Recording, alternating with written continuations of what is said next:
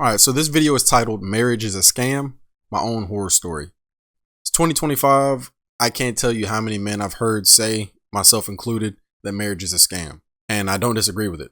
The way that the court laws are set up, men hardly ever win if a divorce occurs. Let's just be honest. Like, men typically make more money than women, so they're the ones that are going to financially suffer. Women typically get custody of the children, so they're going to get the short end of the stick on that. Sometimes they have to pay child support because of the custody issue, more money being lost. It's not as common nowadays, but some women still get alimony, so the man has to pay for that. Yeah, man, it's just a lot of times not the best deal for men. So let's go ahead and hear this dude's story. I wanted to delve into a little bit more personal stuff, sort of a warning for those of you who don't really understand the nature of marriage, especially in the Western world today. And I'm going to delve into my experience and my story quite a bit deeper. For warning, this is a bit of a horror story, and you are going to be reeling from it and probably hiding under your covers by the time I'm done telling you everything, but here goes. As most of you know, there is a huge amount of divorce happening. The rate of divorce is somewhere between 50 and 60%, depending on which numbers you look at. And yeah, he's right on that. It's about a coin toss right now in the United States specifically. It's over 50%, but he's right in the 50 to 60% range, and 80% of them are initiated by women. So a lot of people are getting divorced because initially the woman files for divorce 70 to 80% of the time. Yep. Simply because our society is completely falling apart, and it's encouraging people to break up families over literally nothing, go chasing after your dreams, break up everything, and ruin your life. Well, I have a personal horror story that will... But before he gets into it, he said something key. And it's like he read my mind almost. I was going to say women are it's specifically women, since they're the ones that are 80% of the time initiating divorce. It's like they've been taught with all of this fairy tale nonsense, Disney and all these rom-coms and romance movies and things like that. They think that life should be a fairy tale, that they could have their cake and eat it too, that they could have a husband who's 6'5", he's jacked, he makes $100,000 a year. He has a soft side, but only with her, but he's also masculine and manly, and he knows how to fight, you know. And they want everything. And if there's a minor inconvenience, I think nowadays women call them icks. If they get too many icks, they're done. And it's just crazy to me, man. If we could go, sometimes I think you need to go back in order to go forward. If we could go back to like maybe the era of our grandparents. So me, I'm 28. So my grandmother, that was probably what the 50s. I'd say about the 50s. If we can go back to the morals and standards that society had in the 50s when it came to marriage and like relationships and family, I think we would be like perfect, man. And to get right into it, I went through a divorce. They ended up, after everything was happening, they ended up giving her alimony. She wanted to file with the court to get alimony. There were several things that were really in the way of it that I attempted to protest. She was living with a man, very likely pregnant with his child at the time, and doing... I'm sorry, I gotta stop. I can just see in his face, man, if like he said that I attempted to, like basically that he was like trying to fight back in court. And it's almost like some of these men are helpless. Like they can't do anything. And it's kind of sad, man. It's like, it's almost inevitable. But I'm sorry. I'm not going to stop as often anymore. I've just got to get that off before I completely forget. But I'll go back a little bit. She was living with a man, very likely pregnant with his child at the time, and doing stuff together on bank accounts. And even the following year, filing their taxes together, even though she was legally married to me. Still going through the divorce.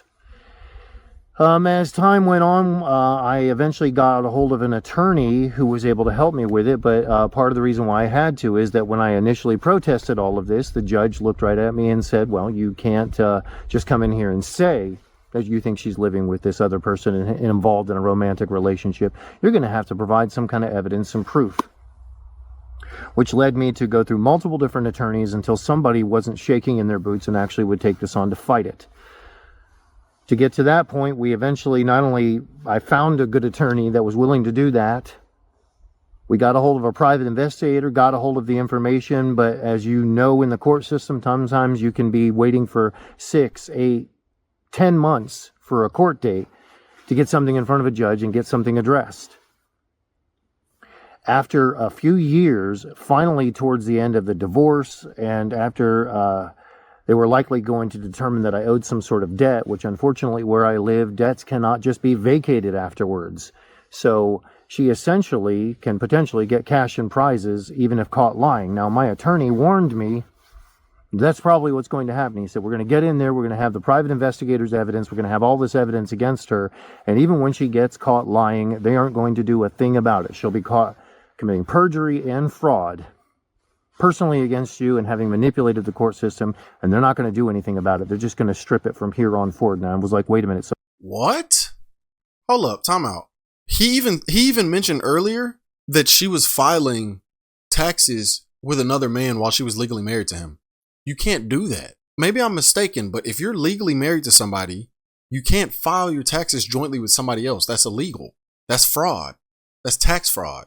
So like, why are judges like, this is the problem, man. It's like, it's almost like whenever they have divorce court, it's like 9 times out of 10, the judge just walks in there and says, oh, the woman wants this. Boom, done. And the fact that no attorney wanted to represent him is crazy to me, because it's like they understand, they know that it's just a waste of their time. You might have one attorney out of a dozen that wants to, I'm just pulling numbers out of my ass, but you might have that one attorney out of the whole firm that's like, no, we got to do what's right. And the other ones are just in it for the money. I feel bad for this dude, man. And this is why I really paused. I just wanted to say, I pray to God that the more and more he talks, that he doesn't say that they had children together, because that would make things way, way worse and way more difficult. So I'm going to owe a debt, even though she is being forced to admit and proven with evidence that she lied about it all. And he was like, yep. And he goes, you're going to hate the system after that. And I did. How can you support that level of corruption? So we got in there. Yes, she got convicted of alimony fraud, essentially. They stripped her of any further alimony payments. They weren't able to vacate the old debt because certain, I guess you could say, feminist laws have taken place here where they kind of contradict common sense, that if somebody gets caught committing fraud, they shouldn't be able to benefit or profit from it. Should be in prison. But the way that it was structured and set up, there's a division of support enforcement that handles things like everything from child support to other things, and they were the ones that would eventually take on this debt and then come after me to make me pay it. Which means I am paying for somebody to live with another person, have children with them, live a whole life with them, and I can't really do much of anything about it. I might be able to file a personal lawsuit. Imagine the psychological effect that it would have on you if you married a woman. This is supposed to be, if you're religious at all, specifically Christian, you're married to this woman. She's now supposed to be one with you. It's supposed to be forever. And then she leaves you to shack up with another dude, get dominated by him, get impregnated by him. And the whole time that's happening, you have to pay her while this is going on. Bro, that's torture. That's literally torture. And you didn't want any of this because he didn't file for divorce. Imagine that. This is when the story gets very, very crazy. My attorney had figured out by looking at the laws and everything that was arranged where I live, and we were preparing to do all of that and also use it on the basis of the grounds that not only did she have children with the guy that we could prove, she had filed taxes jointly together with him, which showed that they were obviously tied together, that her name was on his bank accounts. And on top of all of that, they had, they had been living together pretty much the whole time, and she even had to admit to it in court. Well, it gets crazy because he and several other attorneys that have been fighting for cases like this and trying to, as they win each case, it sets a precedent and helps other people. I end up getting a message from somebody one weekend saying, your attorney's missing.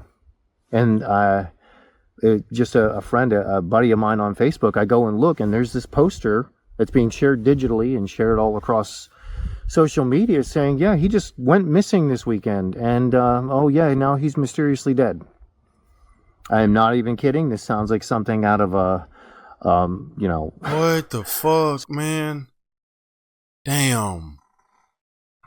I was just about to say too, shouts out to that lawyer and every other attorney that's like him. Bro, that's messed up, man.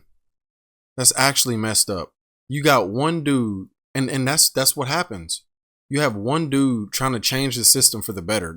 It reminds me of kind of how Jesus went, man. It's like you got one human being that's trying to lead people the right way and trying to fight for what's good and fight for justice, and then you got evil that just doesn't want to go away, that just smothers you, that just doesn't want to be exposed. That's actually wild, man. Rest in peace to that attorney. Some novel like The Firm or something where lawyers are ending up dead, and two other attorneys over the last year and a half around that same time, one of which had been fighting similar cases like this, ended up dead from a hit and run that they never figured out who did it. Which, all of that was incredibly disturbing. The attorney at that point, I had known him for years. He was engaged to be married. He had been married before. He was engaged to be married to another woman. And it was never officially determined what the cause of death was. A couple of people whispered about suicide. I had a very, very hard time believing in that. Put me back to a point to where now I'm stuck without any attorney because I can't find anybody willing to actually investigate and fight this. They pretty much shy away from me the minute I tell them who my attorney was and tell them anything about it. And all sorts of strange stuff that's happened with all of that. Just, oh man, I could go into it, like records that people can't seem to find about previous court dates and other things like that should be readily available, yet nobody can really locate. So it is pretty much a horror story confirming my ultimate point of this video, that generally speaking, marriage is just a sham. Marriage is just completely a racket that ends up raking you completely over the coals. I'm going to end right there. But my final thoughts on this, man, it seems to be that it's much more lucrative for the judicial system to split families apart. Think about it. If you have more and more divorces, you have attorneys that have jobs, you have judges who have jobs, you're getting more tax dollars to fund these court systems and courtrooms and stuff. You have way more funding if the family units are broken and they're constantly going to court to resolve their issues. You have way more money coming in. If everything was all peaches and cream and everybody was good and nobody was getting a divorce, tons of lawyers would lose their jobs. Tons of judges would lose their jobs. It would be devastating. It would be a huge industry that just went belly side up because people are doing the right thing and staying together.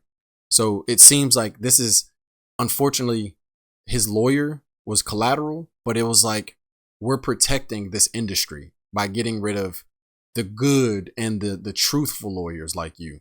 And people can say this is a conspiracy all day, but there's a reason that they haven't updated these court laws. There's a reason that feminism was pushed so hard and that women having these liberal mindsets, and you got these celebrities that are being way, way more sexual online and in front of everybody way more often. There's a reason that stuff is happening. It's all to destroy the nuclear family. And they've succeeded at that, and they want to keep it that way. So like I said earlier, man, rest in peace to his lawyer, because that is crazy. I was not expecting that at all. Yeah, man, let me know what y'all thought about this video in the comments. If any of y'all have been married and y'all have gone through a similar situation, let me know about that specific situation in the comments, because I do enjoy reading y'all's personal stories. If any of y'all are lawyers and judges, like, let me know if what he's saying is factual about lawyers like randomly missing, because that's crazy. But yeah, man, that's it for this video. If you enjoyed it, hit the like button and do not forget to subscribe. I'm trying to hit 1,000 subs, so please help your boy out. But that's it for this video, man. I'll catch y'all on the next one. Peace.